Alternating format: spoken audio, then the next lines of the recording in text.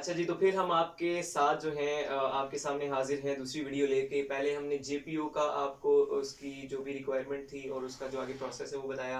अभी हम बाकी जो पोस्ट हैं, जो नॉन यूनिफ़ॉर्म पोस्ट हैं, उसके बारे में ज़ुहैब वाक़ी साहब से पूछेंगे। ज़ुहैब वाक़ी साहब बताएँगे बाकी जो एलडीसी, यूडीसी और असिस्टेंट वगैरह की कितनी सीट्स हैं और उन पे अप्लाई करने की जो है वो क्या तरीक़ाकार और क्या उनकी रिक्वायरमेंट्स हैं अप्लाई करने की?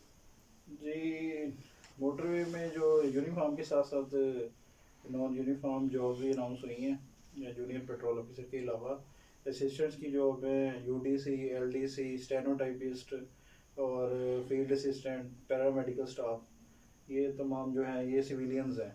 यानी ये यूनिफ़ॉर्म पर्सन नहीं होंगे, ये सिविलियन होंगे। सही, सही। और इनमें एज की जो रिलैक्सेशन दी गई है वो 5 साल की दी गई है, यानी 18 से 25 साल इनकी एज लिमिट है।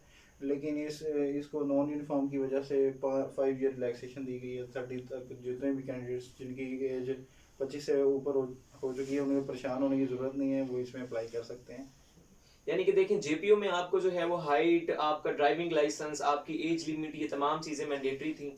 लेकिन अब जो ये बाकी नॉन यूनिफॉर्म पोस्ट है यहाँ पे अगर आपके पास आपकी एज जो है वो 25 अबव है तो भी आप यहाँ अप्लाई कर सकते हैं। आपके पास 5'8" जो है हाइट नहीं है तो भी अप्लाई कर सकते हैं और ड्राइविंग लाइसेंस नहीं है तो भी आप यहाँ अप्लाई कर सकते हैं। तो एक बहुत अच्छी अपॉर्चुनिटी है मेरी नज़र में। ज़ुहैब से तो इसके लिए जो है वो टाइपिंग टेस्ट का क्या तरीकाकार होता है? ये तमाम एलडीसी यूडीसी के लिए होती है या कोई स्पेसिफिक इसमें है? नहीं नहीं, असिस्टेंट के लिए कोई टाइपिंग टेस्ट नहीं है, और यूडीसी के लिए भी नहीं है। एलडीसी के लिए होगा, क्योंकि इसमें जो क्वालिफिकेशन है वो असिस्टेंट के लिए बीए बीएससी सही। यानी ग्रेजुएशन होनी जी, जी। चाहिए।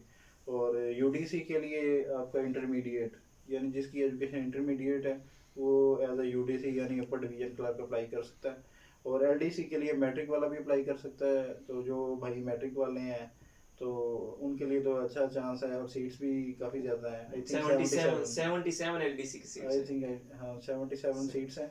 तो मैट्रिक वाले जो भाई हैं वो अप्लाई कर सकते हैं। और इसमें एक टाइपिंग टेस्ट रखा गया है सही, एलडीसी के लिए। सही, सही। सिर्फ एलडीसी के लिए टाइपिंग टेस्ट जो है उसमें 30 वर्ड पर मिनट आपने करने हैं। तो अगर ज़ुहैब साहब किसी के पास 30 वर्ड पर मिनट नहीं है अभी इस वक़्त, तो वो क्या नहीं, करे? अप्लाई करना चाहिए उसे भी कि नहीं? बिल्कुल अप्लाई करना चाहिए उसे, क्योंकि सही। अभी 2-3 महीने यानी अभी तो रमज़ान चल रहा है। जी, जी। तो 2-3 माह हैं टेस्ट होते होते। तो अगर नॉर्मल बंदा भी प्रैक्टिस करना शुरू करे तो 15 दिन के अंदर अच्छी स्पीड बना सकता है। तो ये मुश्किल काम नहीं है। सही, यानी कि अगर आपके पास अभी टाइपिंग भी नहीं है तो भी आपको अप्लाई करना चाहिए। ये एक बहुत अच्छी अपॉर्च्युनिटी है।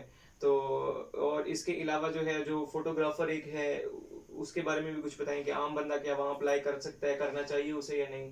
फोटोग्राफर के लिए ऐसा कोई ना रॉकेट साइंस तो नहीं है, लेकिन उसके लिए एक सर्टिफिकेट चाहिए नहीं, उसमें सिर्फ़ फोटोग्राफी एक्सपीरियंस मेरा ख़्याल पूछा। एक्सपीरियंस। यानी फोटोग्राफी का जो कहीं किसी शॉप पे या किसी स्टूडियो पे वर्क करता रहे तो हुँ। उसका सिंपल सा एक ना उसका भी आई थिंक 13 सर्टिफिकेट। 13 स्केल उसका भी गालबन है। 13 स्केल की 13 जॉब स्केल तो है ये, मतलब कि 13 स्केल आप ये देखेंगे जेपीओ का 7 है और वहां पे 13 स्केल की आपकी जॉब है।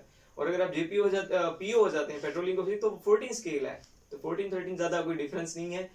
तो यहाँ पे भी लोगों को जो है वो हम एनकरेज करेंगे कि यहाँ पे भी अप्लाई करें और जिसको फोटोग्राफी नहीं आती है थोड़ी बहुत चलो वो सीख ले साथ साथ।